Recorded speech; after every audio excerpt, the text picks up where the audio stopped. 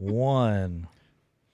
Welcome to the Tuckcast with a splash of bourbon, presented by Tuckaseegee Fly Shop, with locations in Bryson City and Sylva, North Carolina.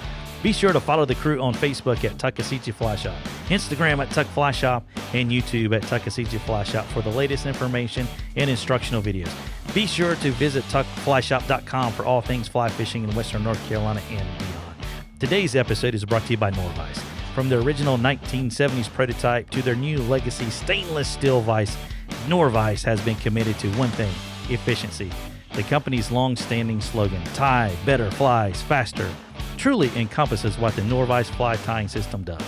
The good folks at Norvise believe you deserve to tie your flies consistently and in less time because of the ease and benefits engineered into this outstanding tying system. For more information, visit www.nor-vice.com and check them out on YouTube to see how you can maximize your tying time by relying on the functions and benefits of the tested and true Norvise. I'm your host, Shannon Big Messer, joined by Bobby the Bearded Wonder Bennett, Coach Dale Diesel Collins, and Jack of all Trouts, Jack Timborski. What's up? What's up, everybody? Man, every time you say that www dot, think about www dot memories. I don't even know what he's talking I don't know about. what you're That talking country about. song, like Nope. circa 2000, Oh. 2001. I just think of George W. W. W. W. Man, nobody knows. Is that Kenny Chesney? Or no, that wasn't Kenny Chesney. You're the only one that knows it. I went to several Kenny Chesney concerts. Somebody comment and do tell us what not Dale's know talking that about. one. Please do. I've never heard I of believe you. It's a good old, it's a like old country song, like not age old, but sang like a country song should be sang. Okay. Not the way they are now, where it's like, is this rock and roll or is this country? Yeah. I don't know. pop It's country. not like a Conway Twitty song. No. No Florida Georgia line. Hey, darling. You're Nice to see you. still ugly. What, man? But you know what? He was very, very smart because he catered to the female crowd. And who was buying the records? The ladies. I mean, he was a very smart businessman. And then he had his amusement park over in Nashville. I No. I don't remember that. You don't no, remember? no, All right, no. so it was called Twitty I do not recollect. City. Conway Twitty- Twitty. No, I'm not. Twitty I'm not City? I Twitty do City. not- Don't Oh, boy. say that one slowly. It actually did exist. You can Google it. Bring the ones. And Singles on. woo, ride the train, man. I think Oh, that. my Oh, goodness. Lord. Man. So, anyway, hello, everybody. Welcome to One the country Tuckcast. line took us down that no, road.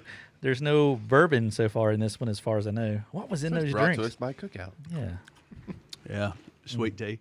Sweet Sweet tea. tea. That is it. Oh, my heavens. So, yeah, it's good to see everybody. Good to be back. Yeah, Shannon's back from his adventure. So It was an adventure. It Welcome was a back good to one. the South. Welcome to the South. You went to a foreign country for a little bit. This is I whole was, other I was in country. a district of Columbia. You were out of state. They were, they're trying to make it a state. What do you think about that? I think that it's a no bueno. Yeah. No good. Because it was, the reason why it's not a state is so it doesn't have, like say, absolute power. That they wanted it to be just a district, Mm-hmm. because that one state says, oh, we're, our state, we're the capital of the United States. That's why it's set up that way. So I don't think, it should. I think the Democrats are looking for the House, It takes a whole lot more than just a congressional vote to make that happen. I'm Yeah. pretty certain that's a states at 3/4 of the states have like to 38 vote. states have to kind of like Yeah. ratify it. type Yeah, thing. like Well, constitutional amendment kind of deal. So right. Yeah. that's a reach. Yeah. I think it's, they've tried it before and it's failed. Yeah. Just leave it what it is, Why do they want it? Well, Like, they what's have the- no representation in Congress. Right. So there's I guess that's a taxation with good- no I representation. guess I can see that point. They Okay. put that on their tags 10, 15 years ago. It says Yeah, oh, yeah. taxation without representation. noticed that? I've never noticed. Wow. Holy cow, I didn't man. either. Yeah, it's on their tags, their license plates. You, had no when we idea. almost hit that car drive up there in January, you didn't see that tag? I did. Yeah. Interesting. Yeah, very, very interesting the things there. But yeah, it's good to be back. Tommy White was a good interview. I think He did a great interview on Shannon. he did a great interview. Yeah, he He definitely. turned the table on you. but it He sounded delegated good. that, didn't he? It sounded good. You guys did a good job. I got tickled about Dale being out of breath doing the intro and the outro. Oh yeah, I was just like forgetting to breathe when you start reading something and you don't want to mess it up. I thought you were gonna do it like the Micro Machines guy. Like That's you what did. I thought. I was waiting for you to go through it that way. I just, well, that was the first time I read it too. Oh, Bobby said, "Who's gonna read this?" I was like, I guess I will." I didn't want to, so I passed it. I can't read. Pass the Maybe book. if like an Pass hour the before book. it was like, Dale, I need you to read this. I would have like practiced and Right. we could have totally done some. Well, I was actually going to do it, and then I thought, man, I got to read this and push these buttons. Sure. This is going to be a disaster. it is. It's a lot to do when you're trying to do multiple boards there. So you guys did a great job. It sounded good. It looked good. It was a good podcast and brought up a lot of good information about the cold water fisheries we have here and the things that Trout Unlimited is doing along with the volunteers. So good job there, for sure. So it's fun to be back. Got away from the squirrels. Yes. Did you get any materials? I did not trap any squirrels. Did not trap any. I guess you can't because it's national park. Man, we were sitting there. So Alex and I rode the bike all the way from basically our hotel to the Jefferson Memorial, and then back around, came across the highway, back up to the Lincoln Memorial and turned our bikes in. And there's a refreshment stand, and it was open. And we're sitting there at that table in the umbrella. You know, of course, we had water, and I looked, and that squirrel is right underneath Alex. I mean, it was like there. But he said, "No, Dad, I did some research. When they get in that position, like they're prone when they're laying on their stomach, it is actually to kind of get away from predators. It's a position that they assume when they're, you know, a predator's about to get them there. But we literally had one squirrel come up to us and kind of get up on his back, sit on its He hindquarters, just wanted some peanuts. and like reach out like he wanted you to hand them some food. I was like, man, this was. We're talking about squirrels or squirrels. This is squirrels. No, nothing from anybody. It was all squirrels. Speaking of which, speaking of what? So here we go. No wait. Talking about handouts, okay? So we were. Oh, boy. I did buy. Oh, I, boy. I, Here I comes did. the rabbit I hole. did. I did buy a guy. A hot fudge sundae. I did buy a dude. a Wasn't hot it like fudge. 90 degrees up there and you bought him a hot fudge? That's sundae? what he wanted. He was very nice. You know, I took care of his. You know, what's a buck? Okay, I bought him Yeah. a hot fudge sundae. It was only a buck. It was whatever. McDonald's? Man, I didn't pay attention. I bought him a hot Like, fudge ain't sundae. nothing a buck up Okay, so I bought him a hot fudge nut sundae. All right, without the nuts. Never heard of that one.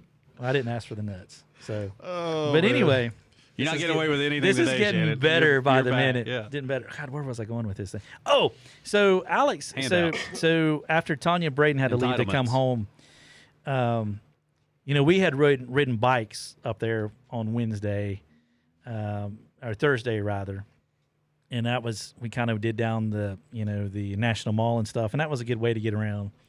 And then Friday, after Tanya and Braden left, Alex and I went over to a place and we ate outside.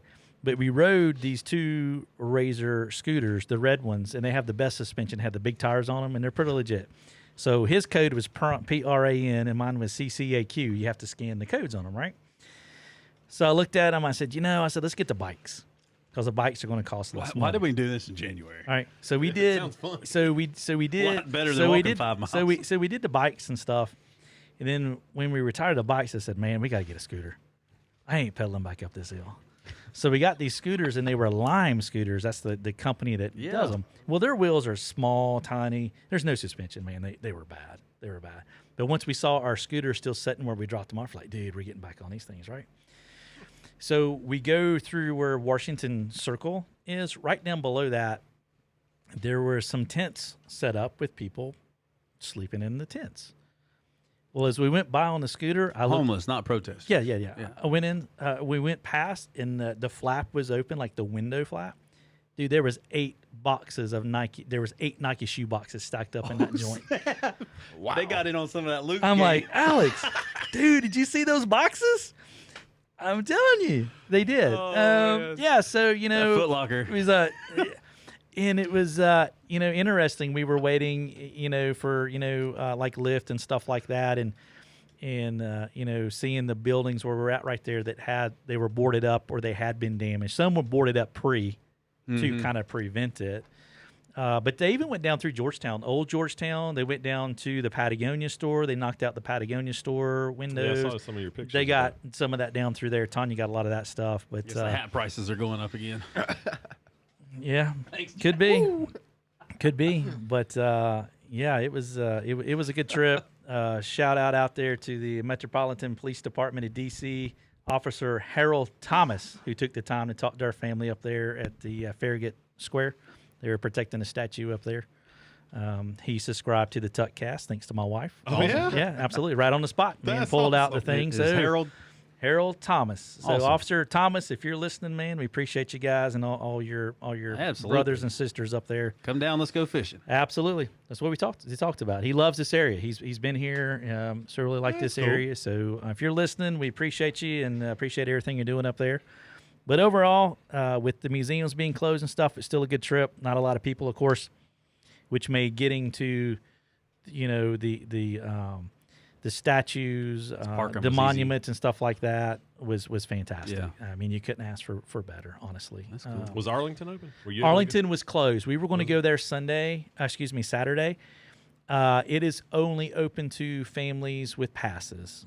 We were going to go do the tour thing with military. You got a discount, but it was closed. They were setting up for the fireworks, so we saw the transition throughout the time frame where them fencing in areas, getting that stuff ready for the fireworks for this week, the 4th of July celebration there.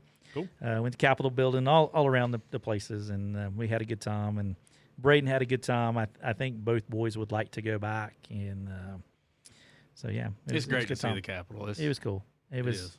It only took me 49 years to get there. Yeah. So I've been there twice in like 6 months? 6 months. So yeah, I'm sorry. 5 months. That's Something awesome. like that, yeah. Yeah, if it wasn't for you guys, this probably wouldn't have happened because it really inspired We something. probably encouraged you to get bikes for sure. And it really, no, I probably killed them the first 2 days, but it inspired the boys. Yeah. Once we were talking about it, you could just see the enthusiasm in Alex and even Braden want to go there by Yeah. sharing those pictures. That really spurred this on. So huge thank you to you guys for kind Well, I of was leading honored with to Yeah. take you there for the first time too as a veteran. Like that's you fight for this country and had never seen what you're fighting for in terms of infrastructure. It's pretty cool to take you up there. Yeah, it was cool. Yeah. The timing for the Trump did a wreath up there Yeah, for did you the get to see Korean. that? I saw the So we wreaths. were there actually we were there before it happened and then after, of course. And I took pictures of those. There were wreaths there that were from some of the schools in Korea thanking our soldiers, of course. My papaw and Tanya's papaw both served in the Korean War, so that was always kind of special to us there. So Yeah. yeah, cool beans, man. Well, that's awesome. Anyway, Cool, enough of me. So we don't have like a huge topic today, but something that it's kind of on our minds because there was an accident in the national park this past weekend. Somebody actually drowned. What had happened was So we figured we might go over just some water safety for everybody. And it wasn't a fisherman that drowned, but it was I guess a tourist. 'Cause he I was think a family just enjoying. Yeah, he was from somewhere in North Carolina. I don't remember the town, but you've probably seen it on the news if you follow anything like that. But so yeah, we just figured, hey, it's a good time to talk about water safety, kind of, especially with people coming up here that maybe aren't even fishing. It's how to be responsible around the water, be mindful. It's a beautiful thing. It's a great thing to enjoy, but it can, turn serious pretty quick. And I think that's kind of what happened this weekend. So I don't have all the particulars on it. I know that it sounded like a child maybe or a teenager or something was in distress and a gentleman jumped in. I don't know if they were even related. I can't remember. I'm not sure. From Michael's post, it was hard to tell the age of. Yeah, the- yeah. I think in the news folks report from involved. the Smokies, I think they were related. Were they? But anyways, the child survived, but somehow the gentleman that jumped in that was in his 30s, he drowned. So they actually it took a little while. They had to search and find his body because it was at the bottom of the river. So In a deep hole. yeah. So, the name of the game there is be careful when you're out there. So figured we'd just maybe go around the table and everybody mention, hey, these are things that I've done or didn't do or seen or, some stuff that maybe help folks out there to kind of just key in like, hey, do this when you're on the river so that you're a little safer. So we'll let Shannon start it off? Wow. I think, excuse me, right off the bat, water is dangerous. I think people kind of get lax around water. You know, water represents recreation, a fun time. But it's easy for something to go bad real quick. When you're waiting on the water, I'm a huge advocate of a waiting staff, just to help you, check the depth of water. If you're not quite fleet-footed, it certainly helps you maintain balance, keep you from going down. But a waiting staff. And the other thing I caution people with is that anytime you're turned with your back toward the water current, we're at our weakest point. It's no different than if I walk up behind Dale and I go to push him. He's not as strong because he's not facing me head on. So I'd really try to show people and encourage them anytime you're moving through the water, make sure you're at an angle where you're at your strongest. Yeah. And I think the other thing is you have to respect water. You have to respect it. Yeah. It's I had a cousin drown. Did you really? I did. didn't know that. I had a cousin drowned on my birthday when I turned 15. Wow. Over in Buncombe County. So I've know what it's like to have a family member, perish underwater. Swimming accident. They had to use cadaver dogs on a boat to locate Danny. That was that's something that I'll never forget how that went down, man. I was at football practice and nobody came and picked me up. Neighbors came and picked me up. This was in 1985. He was out at the dock with his friends, that night prior, obviously, so the 16th. It was dark, full moon, jumped in a lake and never came up. And got stuck kind of in like sediment mud kind of bank, and it was not good. Oh my gosh. It was not good. But the cadaver dogs found him, and it's just always stuck out to me the importance of water safety. Oh yeah. Yeah. Kind of knowing what's there, what yeah. your surroundings are. It's easy for something to go wrong real quick, regardless of how experienced you are, how strong of a swimmer you are, things like that. It can go wrong for you really, really fast. And so I have the utmost respect for water. And if I could pass along those few pieces of advice there, that's kind of what I throw to you. Yeah, definitely. Yeah. Jack, how about you, man? Yeah, water is always going to be stronger than we are. So I don't know. After reading that the other day, my heart just kind of dropped, and it made me reevaluate how I spend my time on the water and how the next time I'm going to be out there, what I could do differently to take more precautions, I guess. Like I don't use a waiting staff, but it kind of makes me think maybe I ought to carry one with me, or as something as simple as putting studs or cleats in your boots. Just anything to give you a little bit better grip on the bottom can go a long way. Mm-hmm. Some of these rocks out here, we joke around. We say they're slicker than deer guts on a doorknob, right? And I mean that's no joke. Sometimes I'm pretty good on Dude, my I feet, bit it but twice today. and it hurts. I mean, shoot, it's easy if you fall down and your belt's not tight. It's easy to get water down in there, and you become a lot heavier really quick. So you really can't underestimate that. I don't know. Yeah, I think that's the biggest thing you just hinted at there is the belt. So I've been trying out these new Orvis ultralight waders, and I fell out at Thunderstruck the other day, and below like downstream, and that's slick down there. Yeah, that was very slick down there. But I was out there with Patrick, and I told Patrick, I was like, man, I'm going to tell you right now, I'm going to fall down here. But I had the belt, I fell, but the belt kept the water from going all the way in. And I mean, I think that's probably our number one safety thing out there year round is our wading belt. And I think it gets overlooked. And, a lot of times I'll see folks out there wading without a wading belt on. And I'm just thinking, man, that's your biggest risk is not having that thing on. So if you're out there listening, make sure you got a good wader belt.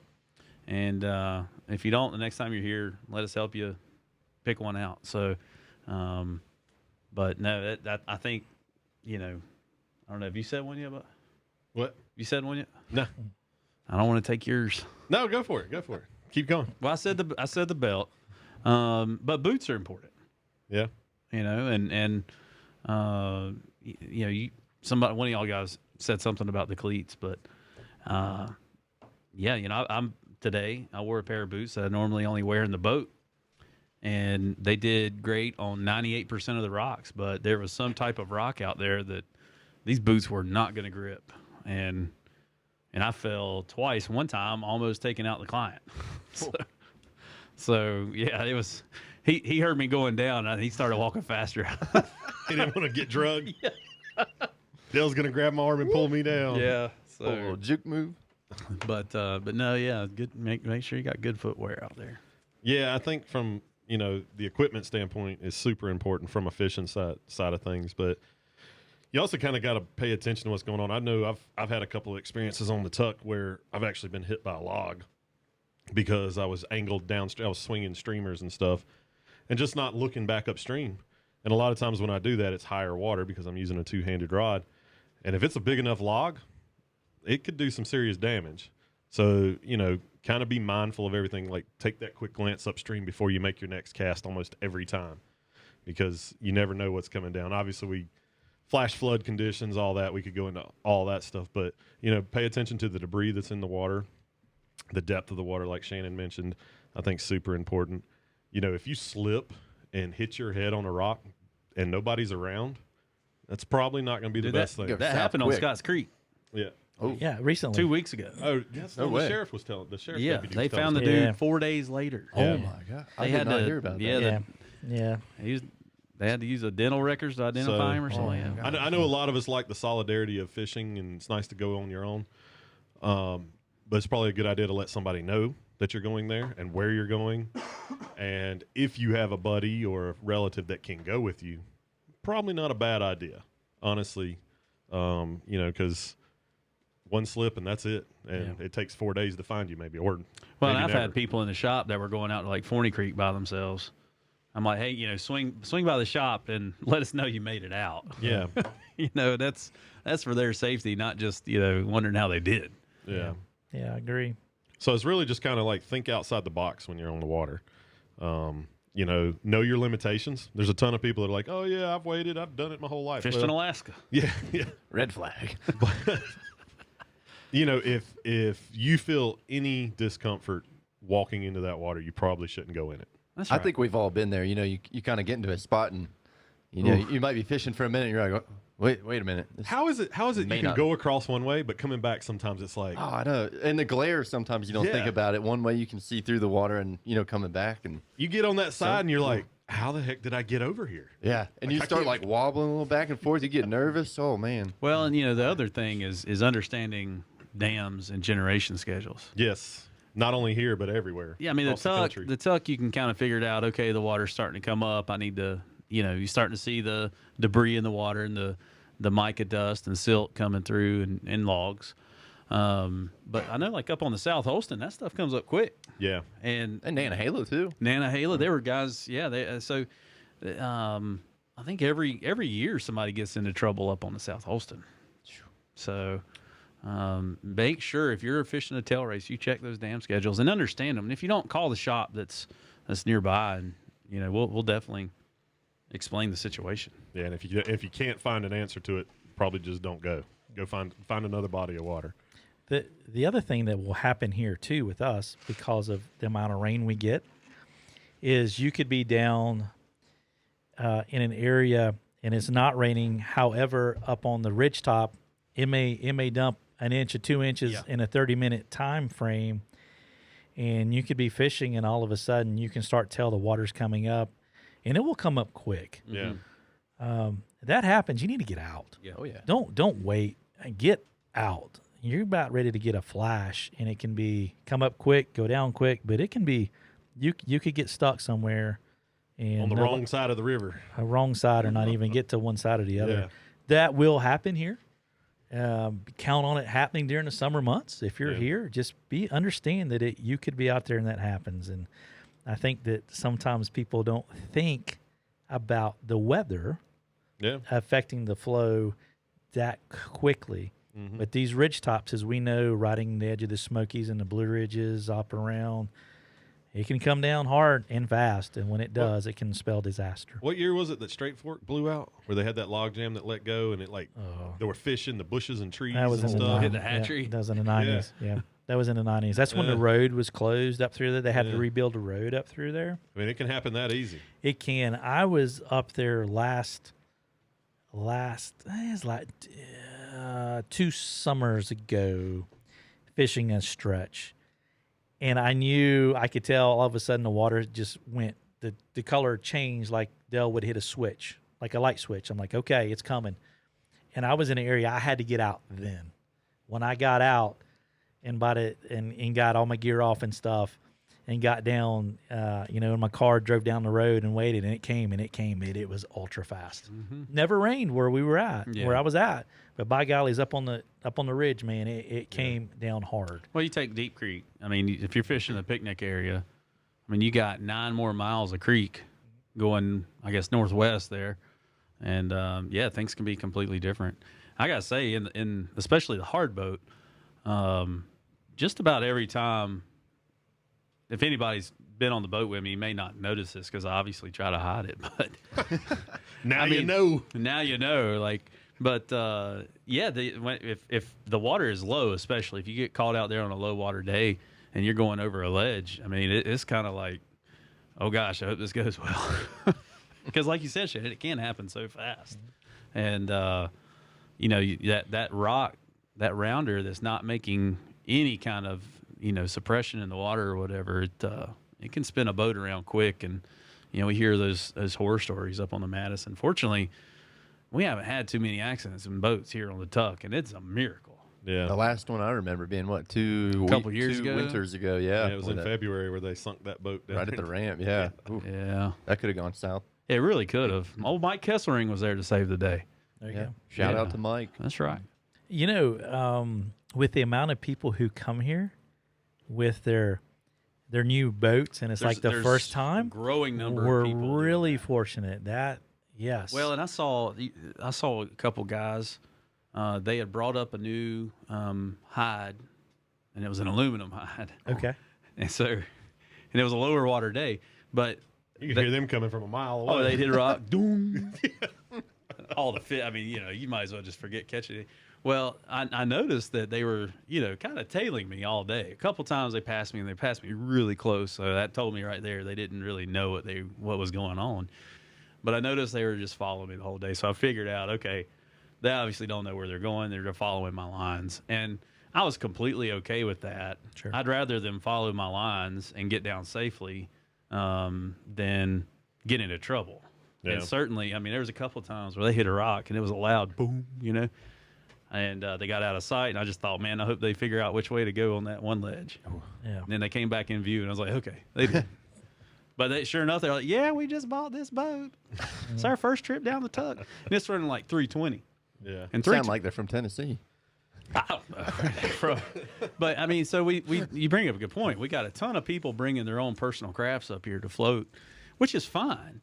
But I just hope everybody's, keeping the nose pointed downstream and understanding the flows, because it can be dangerous if you go out there on lower water. High water is fine. Yeah, you usually can roll through everything. Yeah, all the rocks are covered up, but the low water to a limit, though. Well, sure, yeah. Yeah. So what's I mean, so this? I mean, I think this is going in a great direction. Up here on South River Road, North River Road, which we know is the Silva, Webster, Dillsboro stretch. What do you feel like is a good flow for people to float, and especially maybe someone who's never floated? Like a low water, high water number. Give us a good number there. I wouldn't take the hard boat below 300, and I wouldn't take the raft below 200 for this stretch here in Webster, Silva. And that's right. And at 300 on the hard boat, I can still get through the North River roadside, right there around Steve's place. Okay. Yep. But if it gets any lower, you ain't getting through there. Right. What about like a high? What's water? a high number? Like, what would you say is the limit of safety-wise? Not necessarily fishing. Like, I don't know. Fishing. I mean, because the thing that comes into question is the logs again. Yeah. I heard visibility too. Well, the visibility. But we were out on a day. I guess it was running around 1,000 this spring, and we hear a and a log had come through and was rolling under the boat. Oh wow. Oh gosh. I mean, yeah. it was. I shouldn't say a log. It was a limb, a big limb. Yeah. Yeah. and it wasn't like we didn't feel it or anything, but we could hear it. So How many flies did you lose on it? Oh no, yeah, we were good. But that could have been a Sure. A tree. and that could have got us in trouble. So I don't know about the high end. Okay. I mean, there's definitely people that go out there and get crazy, but on the Tuck in Bryson City, I think the Different high animal. end, they can get dangerous down there. And I think, in my mind, there's no reason anybody should be on the Bryson City DH and I know people will probably disagree with me on this, but I really don't care. Go make your own podcast. The 3,000 CFS, you ain't going to catch. You're not going to catch fish really, I don't think, over 27 anyway, or 25. So at 3,000 CFS, you're out there for a boat ride, and if you're paying for a guide at 3,000 CFS, you need your money back. So because It's going to be a quick float. it's going to be a quick float. Yeah, it's Ain't hard. no- It's hard for the anchor to hold. anchor ain't going to hold, and the fish are hunkered on the banks or on the bottom, and they're only going to eat what's right in front of them, and your flies aren't going to get to them Right. either. The one thing that we need to stress to the listeners or the people that may be watching this thing if we get it up there is that the Tuckaseegee down in the Bryson City area is different than up here in the Jackson County area. It's a lot wider. You've got the kind of lefty watershed that's pumped into it, bringing stuff out of Soco Creek, That's right. Bunches Creek, Raven Fork, Straight Fork. I can go on and on. So it's a lot wider with a lot more water. So the flow down there, when we say 800 up here, it's have to have a entirely visual of different. what it all It's looks like. entirely different animal. Yeah. 800 in Bryson City is in a low, It's Yeah, it's low water, yeah. low. Where up here it's a high water. So understand that too. I took the stealth craft down the Bryson City stretch at 400. I think Earl and his son were with me on that. 400 CFS. This was back 2016, so drought. And that was kind of dangerous in itself too. Sure. I mean, we had to be very careful, had to get out of the boat and obviously navigate a little bit walking, but there were rocks that were exposed that weren't normally exposed that Right. can get your boat into a bad That make situation. it difficult, then. You're playing pinball and getting around them, and you get that boat turning around. You don't want to get pinned Yeah, up. if the hard boat gets sideways, that's not ideal. Yeah. Undesirable bad news. situation. So what's some advice with someone who may be, at the bow of the boat that's fishing and they go overboard? What? So you're. I've had this happen So before. tell me. I mean, what I've are never you, had anybody go out. How would you react to the situation, or before you start your trip and you're going over all the safety? You yell, "Give me the rod! Give me the rod!" So I mean, your body goes where your head goes. Under- So right, I tell understand. everybody Mhm. that. correct. But usually, I mean, try to stand up first. But what they tell people in the Nantahala, keep your feet up. Yeah. I mean, because people have drowned on the Nantahala falling out of boats and their sandal strap gets caught on a rock. I've gone down a river in flood conditions. You want to keep your Oh, feet. yeah, that's right. You've done that. That was I've interesting. I've done some stupid stuff. Yeah. Yeah. Huh. So I mean, that's a I don't good know point. about That's where that led to. Yeah, Keeping your yeah. feet up in case That's something right. That's happens it. there for sure. Head out of the water, feet out of the water. Absolutely. Let your Okay. butt hit stuff.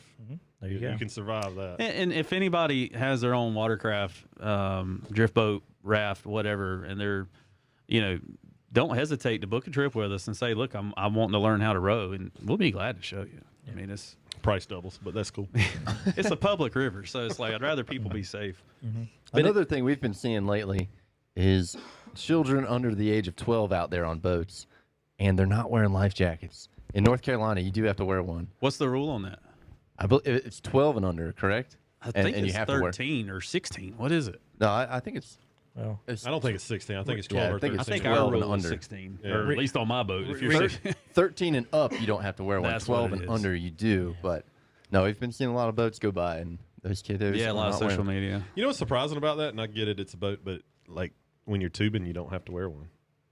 I can't tell you how many little kids But I've it's- seen go down Deep Creek, and I'm like, ooh. Yeah. But is the tube not your? I guess the tube is Personal technically it, but flotation? it's not like clipped to. doesn't like it doesn't have a hole in it no more? Yeah, that's a good. It's not like point. it puts because you're setting in a seat. Yeah, now they're pretty It's fancy. not like the Yeah. like the little ring you put around your waist. But I've actually thought about it because I've seen like some 6-year-olds tubing Deep Creek. There was. And I'm just Oh, like, I've seen a lot younger than that, like kids in diapers. I Yeah. think Alex was 12 or something, and one evening he and I went up to Deep Creek just to kind of get up there. And we hadn't been there long. The fishing was not great. There was just a lot of tubing So we activity. tubed. But I hear it. I see it, an inch or two coming empty. I hollered Alex to grab it. There's a kid screaming, cannot swim, young kid coming down the river. And I just go, somehow by the grace of God, I went and got this kid and got it. And this kid was about to go in shock. Oh, gosh. Dang, Shannon. And I looked at Alex after we're done. And here comes a sister like kid coming down. And finally his dad catches up. Had no clue what had happened. Okay. Dad had no clue what had happened. This kid had overturned, screaming, just everything.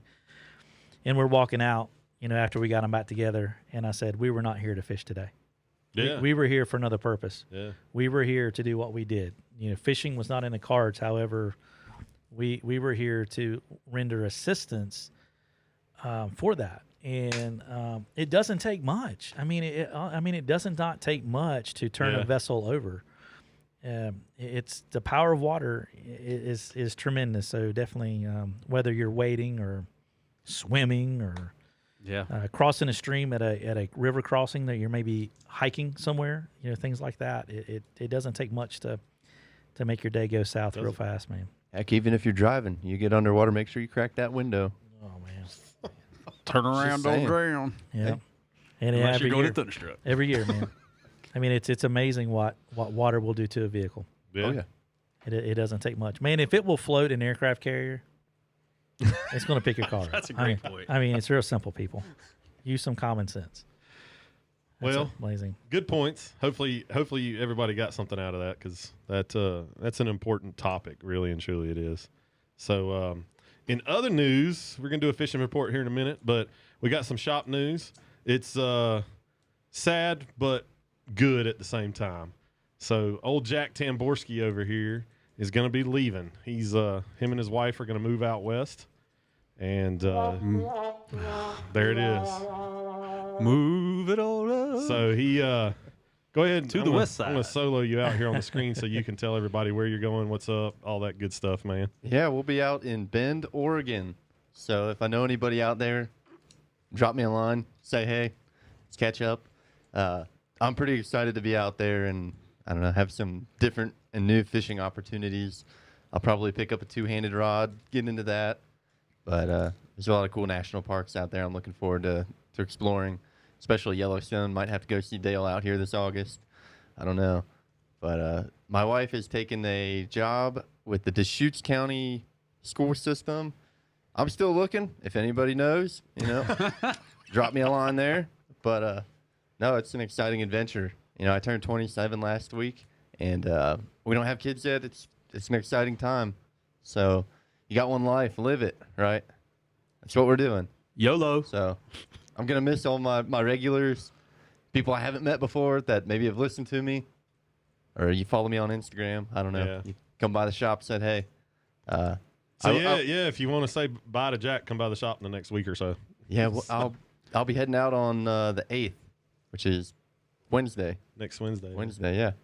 So, Well, and Jack, you've been with us. I think the December of the year we opened, 2014, was when we threw you to the Wolves. And now you've done an amazing job and been a huge part of our success. And thank you so much for that. And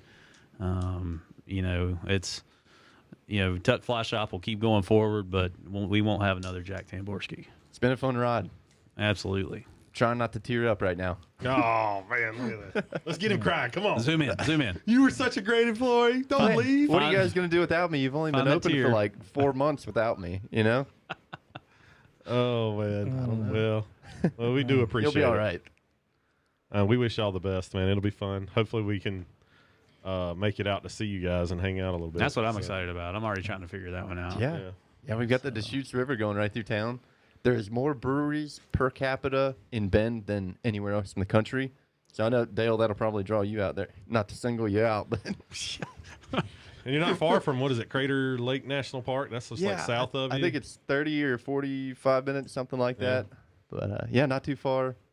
Be a little north of that. We got Mount Bachelor to the west. Do some skiing. I'd really like to get into some snow sports. That's it. Blow the So- shoulder out again. Yeah. Just fall and take care of that. It'll be healed up just in time for me to blow it out on a black diamond. Gotcha. Yeah. There it is. Well, Absolutely. It's Jack. It's an amazing time for you and Peyton. You know, you're still in your 20s. You do have kids. Let's just reference that. Furry four-legged your kids. furry four-legged kids there. That's gonna be a That's long your- trip across country. And Two big old dogs. Yeah. you know, I'm happy for you. I'm proud of you for taking on the challenge. It's not easy to pick up and move, let alone pick up and move halfway across the country or even further. All the way Yeah, across. that's pretty much So- the way. So that's The left coast. That's a long ways to go. If anybody's wondering, it is 2,500 miles from the shop here to where I'll be living. Holy smokes. On the road. It's Be I here think- at 9 a.m. Yeah. Yeah, it's the guys here are not going to be able to replace you, and I say that there'll only be one jack of all trouts. But we have started interviews. we started interviews. We're trying to keep this Dale here, the comedian. Big shoes to fill there. But you will be missed. You know, I've enjoyed the time with you here in the shop, the time on the water, the time with Miss Peyton. Wonderful family. I was honored to be brought into this family, the Tuck Fly Shop family. So I'm losing a brother, but I wish you the very best, and I know that you guys will be very successful. But anytime you guys may need anything, just pick up the phone and call. I appreciate We'll do that, what we guys. can for It'll you. take us 4 days to get to you, but just call us. Me. So 4 days. absolutely. We can Venmo. Oh, my friend. Oh, mercy. But yeah. How much is an Uber from here to Bend? Oh gosh. Well, Uber, are they running Uber yet? No, man, we use the all that stuff up in DC, man. Oh, did you? Yeah. I'm actually. That's one thing I'm kind of excited about. I've never lived anywhere with public transit. You should Uber drive when you get there. That's Yeah, your job. I've thought about Like it. that. What a great way to learn the roads and Yeah. build network. Oh yeah. You can put the I thought plastic. about it. Put the plastic up in the vehicle. Spoken from experience. Put up the plastic jack. Yeah, have a plastic across the back seats there and everything. man. We only had one that did that. Really? Yeah, had it set up nice though. Well, there you Yeah, go. but yeah, there you go. But anyway, So, fishing report? fishing report. report. Fishing report. Oh, this is. turned Hey, into this is Pretty the first thing. time we got it right. That was like everybody in unison Pre-recorded except for like that. Dale. Dale's Yeah, like I was in Dale's like shock, Dale's like, what? This just happened. I can't believe that. Did I have to give a fishing report? I hear enough of that Octonaut stuff at the house. Hey, look, so- Dale's camera just died. His Perfect battery timing. did, He said right it before the may. fishing He said report. it may die, but, So I'm gonna but guess what? give him mine. We have a backup Oh, plan. look at that. Hey, Dale, I can see you from this side. Sure That's does. awesome, man. No, there you so go. yeah, fishing. Make sure you start your day with a full gas tank. Especially with the And rain. This morning we had Bob, Fred, and Gene. Those are some great guys we had out at Thunderstruck back at the beginning of the month, and had them out today and tomorrow. But we got to start the day this morning, and river was completely turbid in the national park, which was surprising. The Econolepti was ugly, and so we dropped back and punted and said let's change the watershed. So we went to another watershed, same thing. So rain was coming from the northwest. We found a watershed where the water was coming from the south. Rain hadn't hit that, so that worked out well for us. But we were in the car for like 2 hours driving to different places. So we got the day started.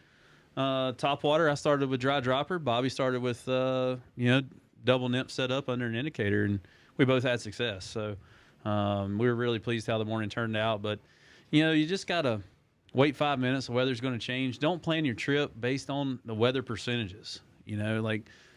I heard, oh, well, it said 80% chance of rain every day this week. And it's like, really? Well, it could say 40% chance of rain, and it might rain. I mean, every day. So, but know that I really think it's a morning and evening game right now. Yeah. Terrestrials, worms, beetles, ants. Man, ants were killing it at Thunderstruck there today. Oh, Oh, really? my gosh. Our ants are fantastic, man. They're great. Was you doing like a parachute ant? Nah, I did a Chernobyl. Oh, it's the one laying out there on the desk, the red and black one. Yeah. Yeah, I saw yours. It's still laying out there. And then in the my hard box. the hard body ant was Money. really good too. Simple tie too, man. Simple tie, Yeah. especially on the Norvice. Well, man, so I started messing with that. That's another conversation. But yeah, man, it's good. Time to get on high elevation brook trout too. Oh yeah. Yeah, it's time. It's Still for sure. cool up there. Yeah. Yeah, I looked today at a weather station up above the parkway at 6,000 feet, it was 68 degrees. Nice. Air temp, folks. Air temp. Nice. Air temp. And down here in the valley, it was 85. So that's another thing Bobby and I both did this morning. We were both taking water temperature constantly. So keep a thermometer on you this time of year. And it was 60 degrees when we started, and it warmed up to 66. And then we stopped. Yeah. I mean, the Said, bite "It's stopped, over." so. Yeah, so But yeah, I mean, that's like within a 4-hour period, it went up 6 degrees. So that's where midday is tough right now. I Was think. that surface temp or was that a That little was bit me. below? I had mine maybe like 2 feet below water. yeah. Okay. Oh, wow. Okay. In not fast moving and not like stagnant. It was Right. like in that kind of, it had current, but So it that wasn't surface fast. water is even warmer than. That's Yeah. right. Yeah.